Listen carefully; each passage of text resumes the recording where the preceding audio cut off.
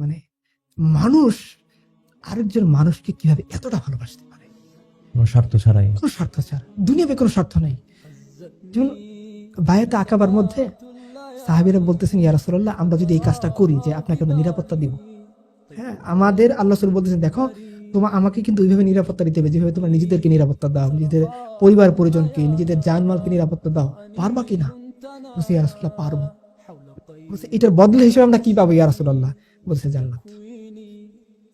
দুনিয়াতে কোনো কিছুর লোক কিন্তু আল্লাহ দেয়, আমি যদি ক্ষমতা চাইতে পাই তোমাকে মন্ত্রী বানাবো, তোমাকে অর্থ উপদেষ্টা বানাবো, কোনো কিছু আল্লাহ রাসূল বলেন একটা শব্দ বলছেন, শুধু জান্নাত। ইভেন এমন জিনিস যেটা আমরা চোখে দেখি নাই বা সাহাবীরা চোখে দেখে নাই, ওইটার জন্য তারা রাজি হয়ে গেছেন।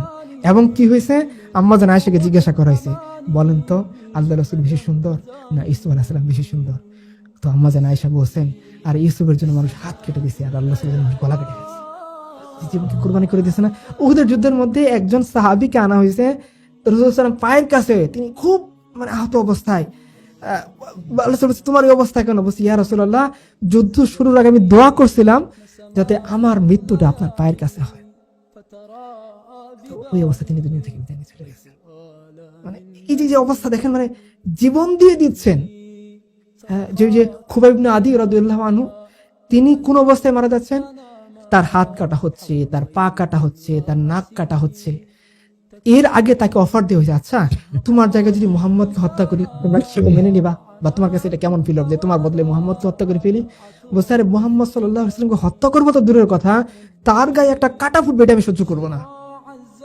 তিনি হাসতে হাসতে তার জন্য জীবন দিয়ে এখানে চলে গেছেন। সুশীলরা কিন্তু একটা কথা বলে যে, দেখো এখানে তো দেশের জন্য সৈন্যরা তো কি করে, দেশের জন্য জীবন দেয়, কিন্তু তাদের জন্য তো একটা ইনকামের ব্যবস্থা থাকে, অথবা সে শহীদ ইন্তেকালের পর তার ফ্যামিলিকে চালানোর জন্য সরকার চালায়। কিন্তু এখানে দেখা যাচ্ছে কি সাহাবীরা নিজেরাই অর্থ সম্পদ ঢেলে দিচ্ছে সবকিছু দিয়ে। তাবুকের যুদ্ধের মধ্যে দেখেন আবু বকর সবকিছু আনছেন, তাকে বলা হচ্ছে তোমার ঘরে কি রেখে আসছো? বলছে, ঘরে এবং আল্লাহ তার রাসূলকে রেখে আসছে। সবকিছু দেওয়ার পর একটা ব্যক্তি স্যাটিসফাইড, কোনো অবজেকশন নেই। দিন মানার পরে যে তারা না খেয়ে থাকতেছেন না, খন্দকের যুদ্ধের মধ্যে পাথর বাঁধতেছেন, দেখেন এই পাথর বাঁধা অবস্থায় খাবার নেই। একজন সাহাবী এসে বলেন, ইয়া রাসূলুল্লাহ, দেখেন আমার পেটের মধ্যে পাথর বাঁধা, খাইতে পারিনি, 2 ঘন্টা চর্বি, খুব কষ্টে আছি। রাসূল সাল্লাল্লাহু আলাইহি ওয়াসাল্লাম তার বুক খুলে দেখছেন, দেখেন আমার বুকে 2টা পাথর বাঁধা। এই অবস্থা তারা বলতেছেন নাকি, নাহনুল্লাযী বায়াউ মুহাম্মাদা আলাল জিহাদে মা বাকিনা আবাদা, বলতেছে আমরা মুহাম্মদের হাতে বায়াত হয়েছি যে আমরা আমৃত্যু আমরা লড়াই চালিয়ে যাব, যা হওয়ার হোক। পুরো দুনিয়া আমাকে রক্ত চক্ষু দেখাবে, আর আমরা মনে রাখবে যে আমার জীবন এবং যৌবন কিন্তু আল্লাহ রাসূলের জন্য করবা। মানে জীবনটা আল্লাহ রাসূলের জন্য দিয়ে দিচ্ছে। উহুদের যুদ্ধের মধ্যে দেখেন এক একজন সাহাবাকে কিমা বানিয়ে টুকরো টুকরো করে ফেলা হচ্ছে, কোনো অবজেকশন নাই, কোনো অবজেকশন নাই যে কেন আমাদের জীবনটা এর জন্য আমি দিয়ে দিব, কোনো অবজেকশন নাই। হামজা ইবনে আব্দুল মুত্তালিব কি করছেন? আল্লাহ রাসূল সাল্লাল্লাহু আলাইহি ওয়াসাল্লাম বলেন যে সোফিয়া কষ্ট পাবে, যদি এই ধারণা আমার না হতো তাহলে হামজার লাশকে আমি এখানে রেখে যেতাম। আল্লাহর কাছ থেকে তার লাশ টুকরো করে ফেলা হয়েছে না, এই উহুদের ময়দানে আমি লাশগুলো সরিয়ে ছিঁড়ে যেতাম, কিয়ামত দিন আল্লাহর কাছ থেকে লাশ আমি বুঝে নিতাম। কিন্তু সোফিয়া কষ্ট পাবে তার বোন, এই জন্য আমি লাশটাকে এইভাবে নিয়েছি। আল্লাহ বাচ্চা শিশুর মতো কাঁদতেছেন, তার চাচা কেন মারা গেলেন? তার এই ভাতিজার প্রতি মহব্বতের কারণে, ভাতিজার দিনের প্রতি মহব্বতের কারণে।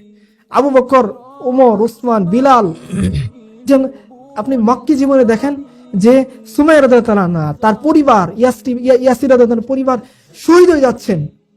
সবর করো, সবর করো, মেনে নিছে, কোনো অবজেকশন নেই। ওই যে প্রথমে একটা কবিতা বলছিলাম যে তুম চাহে সিতম কর লো पर हमसे कसम ले लो कि हो जो शिकायत भी, তো ওয়াদা করলাম একটা টু শব্দ করবো না, কেন তুমি আমাকে অপরাধ করছো, কেন ভালোবাসা, এই ভালোবাসার পরীক্ষা আমাকে দিতে হবে। একবার একটা কবিতার মধ্যে বলছিলেন যে শাহাদাত গাহে উলফত মে কদম রাখনা है और लोग आसा समझता है मुसलमान होना। বলছে দেখো ভালোবাসা, কালেমার সাক্ষী দেওয়া, মুসলমান হওয়া মানে ভালোবাসার ঝঞ্ঝা বিক্ষুব্ধ ময়দানে পা রাখা, আর মানুষ মনে করে যে মুসলমান হওয়া খুবই সহজ। আপনাকে ভালোবাসার পরীক্ষা এখানে দিতে হবে। এই পরীক্ষা সাহাবায়ে কেরাম দিচ্ছেন। এবং আমি ছোট্ট একটা কথা বলে শেষ করি যে এটা আমাদের দাবি না। উরওয়া যখন আসলো, যে যখন ওই যে আল্লাহ রাসূল সাল্লাল্লাহু আলাইহি ওয়াসাল্লাম সন্ধি করতেছেন, হুদাইবিয়ার সন্ধি, তখন উরওয়া আসলো কাফিরদের পক্ষ থেকে আল্লাহর সাথে কথা বলতে। সে রাসূল সাল্লাল্লাহু আলাইহি ওয়াসাল্লামের সাহাবীদের ব্যাপারটা অবজার্ভ করে আল্লাহর সাথে কথা বলে কুরাইশদের কাছে গিয়ে রিপোর্ট দিয়ে বলল যে হে কুরাইশরা, আল্লাহর কসম আমি রোম পারস্যের রাষ্ট্রদূত হিসেবে কাজ করছি, আমি দেখছি রোম পারস্যের অনুসারীরা কেমন হয়, এবং আমি এটাও দেখছি মুহাম্মদের অনুসারীরা কেমন হয়। বলে দেখো আমি মুহাম্মদের কাছে গিয়ে যখন দেখলাম তার অনুসারীরা এমন যে তিনি যখন কোনো নির্দেশ দেন তারা পালন করার জন্য হুড়মুড়ি শুরু করে যে কে আগে তার রসুলের কথা পালন করবে। তিনি যখন কথা বলেন সবাই এত স্নিগ্ধভাবে শান্তভাবে কথা শুনেন, মনে হয় তাদের মাথার উপর কাক বসে আছে, একটা মানুষের টু শব্দ করতেছেন না, তার দিকে কেউ চোখ তুলে তাকাচ্ছে না। বুঝে তিনি যখন অজু করেন, অজুর পানি নেওয়ার জন্য তাদের মধ্যে কাড়াকাড়ি শুরু হয়ে যায়, যে কেউ ফজরের পানি নিছে তাকে বলে দেখো ভাই তুমি ফজরের পানি নিছো, আসরের পানিটা আমাকে দিও। আসরের পানি কেউ নিছে তাকে বলে দেখো ভাই তুমি আসরের পানি নিছো, মাগরিবের পানিটা আমাকে দিও। মাগরিবের পানি নিছো, ঈশার পানিটা আমাকে দিও। কাড়াকাড়ি শুরু হয়ে যায় কে রাসূলুল্লাহ সাল্লাল্লাহু আলাইহি ওয়াসাল্লামের অজুর পানি আগে নিবে।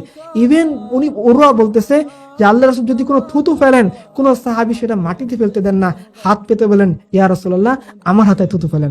আর কোন সাহাবী বলেন ইয়া রাসূলুল্লাহ এখন আমার হাতে থুতু ফেলেন। ওই থুতু তারা এভাবে হাত দিয়ে নিজেদের চেহারা নিজেদের শরীরের মধ্যে মেখে নেয়। এবং ওরা বলছে আল্লাহর কসম তোমরা কখনো এদেরকে পরাজিত করতে পারবে না, তোমরা ওর সাথে সন্ধি করে নাও। কাফের সাক্ষ্য দিচ্ছে যে এরকম ভালোবাসার নজির সে জিন্দেগিতে আর দেখে নাই। এটা কাফের সাক্ষ্য।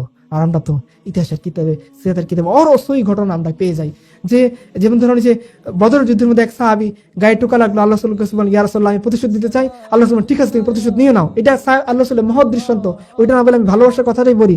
তো তিনি প্রতিশোধ না নিয়ে আল্লাহ রাসূলের ওই পেট মুবারকে চুমু খেলেন। আল্লাহ রাসূল বলেন কি ব্যাপার তুমি না চাইছো যে প্রতিশোধ নিবা? বলছে ইয়া রাসূলুল্লাহ পরিস্থিতির সামনে তো আপনি দেখতেই পাচ্ছেন, আমার মনে হয়েছে আমি হয়তো আর আপনার সাথে আপনার পবিত্র শরীরে একটু স্পর্শ নিতে পারবো না। আমার মনে হয়েছে যে জীবনটা দেওয়ার আগে আপনার পবিত্র শরীরে একটা স্পর্শ নেই, এই জন্য আপনাকে চুমু খেয়ে এই স্পর্শটা নিয়ে আমি এখন শান্তিতে মরে যেতে পারবো। এই যে ভালোবাসা, এটা আমাকে সবচেয়ে বেশি আবগাপ্লুত করছে। এবং একটা এক্সাম্পল দেখেন, মুয়াজ ইবনে জাবালকে যখন ইয়েমেনের গভর্নর বানিয়ে পাঠাচ্ছেন, আল্লাহ রাসূল মুয়াজের উটের রশি ধরে আছে, মুয়াজ উটের উপরে বসে, আল্লাহ রাসূল তাকে বলতেছে মুয়াজ এটা করবা ওটা করবা, আহলে কিতাবদের যারা যাচ্ছ ওদেরকে বলবা। লাস্টে আল্লাহ রাসূল বলেন মুয়াজ হয়তো তুমি এরপরে এমন একটা পরিস্থিতিতে তুমি মদিনায় আসবা যে তুমি আমার কবরের পাশ দিয়ে যাইতেছ, মসজিদে নববীতে আমার কবরের পাশ দিয়ে তুমি যাচ্ছ, এরকম হইতে পারে।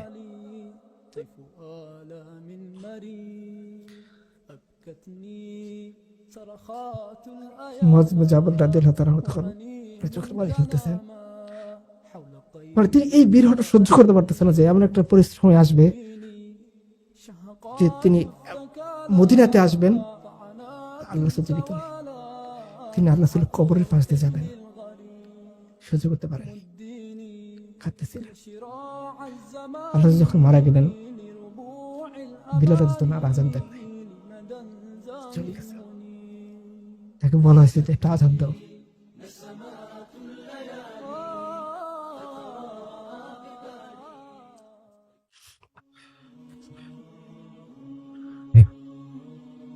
উনি বলতেছিলেন যে আমি কার জন্য আযান দেব, আমি আশহাদু আন্না মুহাম্মাদুর রাসূলুল্লাহ কিভাবে বলবো, ওনার কণ্ঠ স্তব্ধ হয়ে যেত যে এই তো রাসূলের হুজরা, রাসূল সাল্লাল্লাহু আলাইহি ওয়াসাল্লাম হয়তো আমাকে বলবেন যে বিলাল একটু আযান দিয়ে আমাদেরকে প্রশান্ত করো, আমার তো বলার কেউ নাই। আযান না দিয়ে তিনি চলে গেছে, আর দিতে পারেননি। এই যে ভালোবাসার, আমার মনে হয় যে আমি এইটার কথা দেখিনি রাসূল সাল্লাল্লাহু আলাইহি ওয়াসাল্লাম সাহাবীদের ভালোবাসা। তো সাহাবীদের এই কুরবানি ভালোবাসা মানে আমাদের কাছে এখন শুধুই ঘটনা, আমরা রাসূল সাল্লাল্লাহু আলাইহি ওয়াসাল্লামকে শুধু মানে মুখেই ভালোবাসতে পারছি, আসলে ধারণ করতে পারি না। আমাদের উম্মাহ তো তার ভালোবাসার জায়গাটা তার মেয়ে, একজন নাজাস মেয়েকে দেখে লাভ করে রাখছে। এটা বেশি কষ্ট কি হতে পারে, যেখানে আল্লাহ তার রাসূল হওয়ার যোগ্য ছিলেন বা হকদার ছিলেন, সেখানে সে একটা মেয়েকে দেখে লাভ করে রাখছে। সে বলতেছে তুসমি রব দেখতা হে ইয়ার আমি কি আকার, সে বলতেছে যে আমি আমার রবকে তোর মুখে দেখতে পাই। এর চেয়ে নিকৃষ্ট পদক্ষেপ এই উম্মার জন্য নিতে পারে। তারপরে যে আল্লাহ আমাদের আযাব না দিয়ে টিকে রাখছেন, এটা আল্লাহর ইচ্ছা। আমাদের জন্য তো আযাব আসা জায়েজ ছিল, যখন আমরা বলতেছি তোর মধ্যে আমি আমার রবকে দেখতে পাই, সাজদে তার ঝুঁকতে আমার সিজদে আমার মাথা নত হয়ে যায় তোর প্রতি, আমাদের জন্য আযাব আসা জায়েজ ছিল। শুধু আল্লাহর রহম দিল, আল্লাহ রহমান রাহিম জন্য আযাব দেন নাই। আল্লাহ আমাদের বাঁচিয়ে রাখছে।